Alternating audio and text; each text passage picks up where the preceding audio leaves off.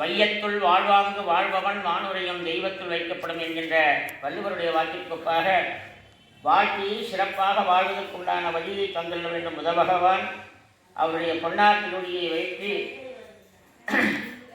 நமக்கு எல்லா விதமான வாழ்க்கையை நல்லபடியாக அமைச்சு கொடுத்து பிரார்த்தனை பண்ணிடலாம். ஓம் ரிஷவத்வஜாவித்மஹே ஜனிகஸ்தாதன்னோசிபுரம் பிரயோகஜாதே அஸ்மின் மண்டலேதி தேவதா பிரதீதி தேவதா ஸ்ரீலம் ஸ்ரீ பிருகஸ்பதிகிரகம் தியாயாமி அவாஹயாமி.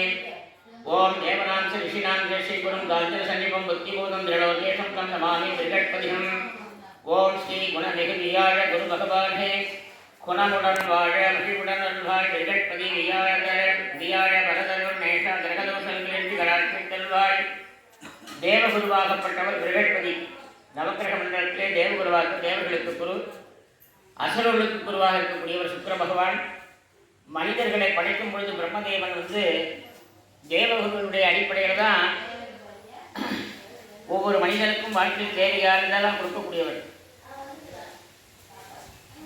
கிரகதோஷங்கள் ஏற்படாத இருக்கிறதுக்குண்டான அனுகிரகத்தை தரக்கூடியவர் பிருகஸ்பதிங்கிற குரு பகவான். குருவாக்கு கோடி நன்மைவாங்க.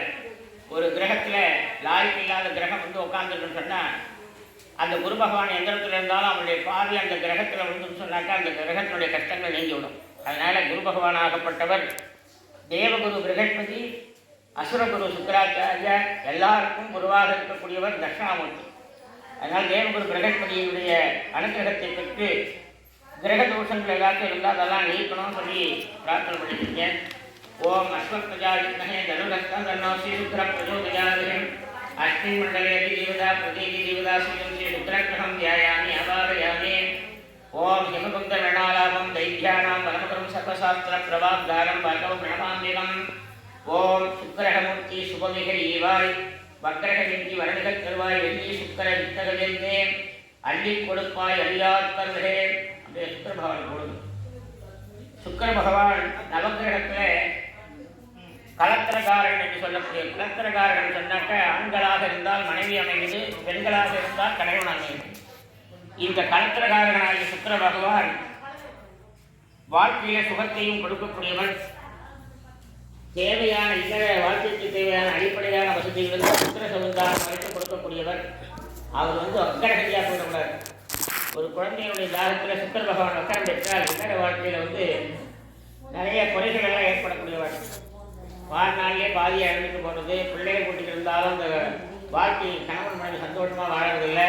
இப்படி நிறைய எத்தனையோ விஷயங்கள்லாம் உள்ளார்ந்து இருக்குது. அதுக்கு வக்கரகதி செல்லாமல் சுக்கர பகவானுடைய பரிபூர்ணமான அனுகிரகம் கிடைக்கணும்.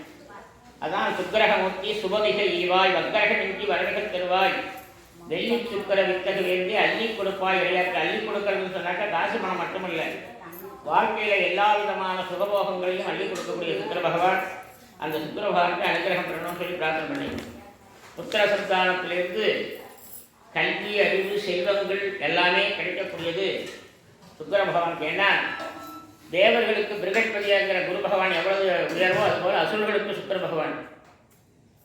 ஏன்னா திருப்பாற்கடலில் கிடைக்கும் பொழுது தேவர்களுக்கு அமிர்தத்தை கொடுத்துட்டார் மகாவிஷ்ணு. அப்படி அமிர்தத்தை கொடுத்ததும் அசுரர்கள் எல்லாம் ரொம்ப கோபமாயிடுறாங்க. நாங்களும் இதில் பங்கு பெறலைன்னு சொன்னால் எப்படி நீங்கள் திருப்பாற்கடலில் கிடைந்து அமிர்தத்திடுவீங்க? நாங்கள் தலைப்பகுதியை பிடித்து நீங்கள் வால்பகுதியை பிடிச்சி விஷம் எங்களை தாக்கினா பரவாயில்லைன்னு எங்களெல்லாம் அப்படி அயோக்கியத்தனமாக எல்லாம் இடைஞ்சல்பட்டுவிட்டீங்க.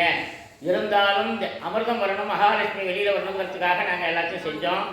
ஆனால் மகாவிஷ்ணு என்ன செஞ்சுட்டாரு, எங்களெல்லாம் ஏமாற்றி கொண்டு போய் அசுர தேவர்களுக்கு மட்டும் அந்த அமிர்தத்தை கொடுத்துட்டார். அதனால் இது என்ன நியாயம்னு சொல்லி கேட்கும்பொழுது அங்கே நியாயாதிபதி யார் ஒருத்தரும் இல்லை. ஈஸ்வரன் மட்டும்தான் அங்கே இருக்கார். அவர் இல்லை, அவரை கைலாயத்தில் இருக்கார். இங்கெல்லாம் கிடைச்சா நீதி கிடைக்கும். தேவர்கள் அது அசுரர்கள் போல நேராக கைலாயம் பண்ணிட்டாங்க. என்ன சுவாமி, ஆலகால விஷயத்துலேருந்து எங்களை காப்பாற்றுங்க, ரொம்ப ரைட்டு, விஷத்தை ஏற்றுக்கிட்டீங்க.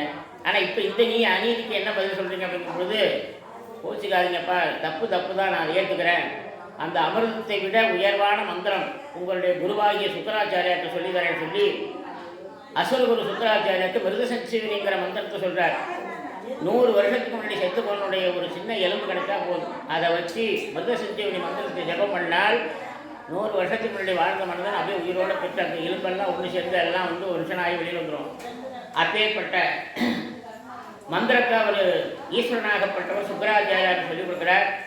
தேவ அசுரர்கள் யுத்தத்திலே தேவர்கள் தோல்வியை தருவதற்கு காரணம்னா மிருகசக்திங்கிற மந்திரத்தை சுக்கராச்சாரியார் உபதேசம் பண்ண அவர் குரு ஏற்ற ஏன்னா இறந்தவனா மறுபடியும் படிச்சுட்டே வருவான். அப்புறம் எங்கே இவங்க வெற்றி காண்பது?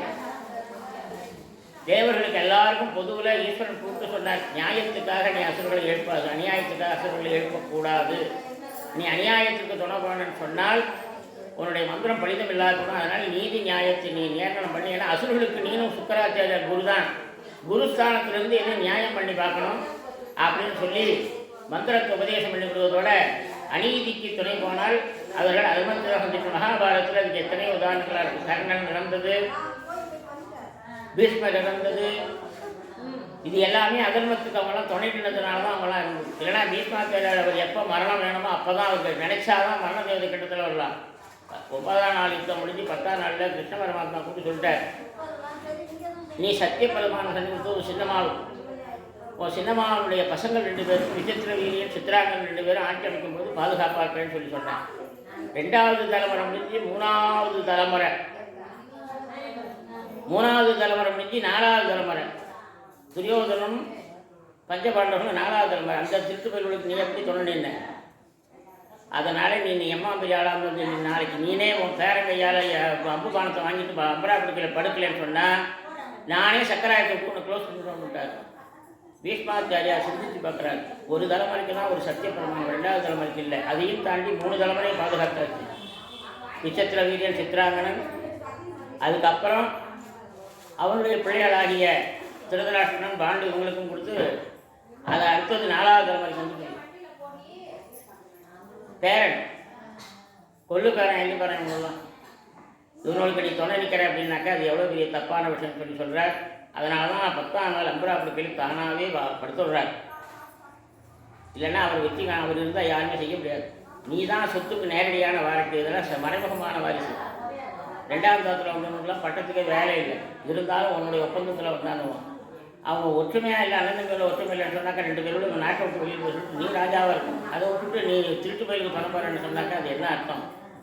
நீனே இப்படி செஞ்சினா அப்புறம் நாட்டு மக்கள் தவறாக சொல்லி உண்மையை உணர்ந்து அம்பராபுரத்தில் கொண்டு வச்ச அத்தகைய வலிமை வாழ்ந்தது அந்த மிருகசக்திங்கிற மந்திரமாகப்பட்டது. அது சுக்கர பகவானுக்கு ஈஸ்வரன் சொல்கிறார். அத்தனை அப்பேற்பட்டவர் அவர். அதனால் அவரை விடாக்கம் பண்ணீங்க.